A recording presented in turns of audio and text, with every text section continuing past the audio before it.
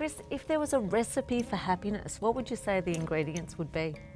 I think of it in terms of the PERMA model from positive psychology. So PERMA, what That's do they right. stand for?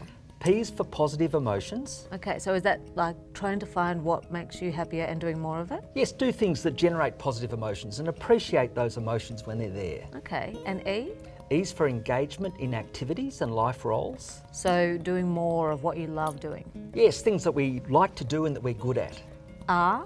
So relationships, so appreciating and nurturing our relationships. Okay, not taking them for granted. Exactly. Yeah. M? So M is for personal meaning, so things that add deep value to your life. Okay, so really becoming aware of what they are. Yes. Yeah.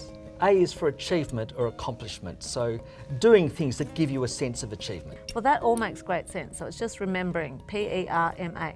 Yes, and anything that we do to support any of those areas will help our overall long-term happiness.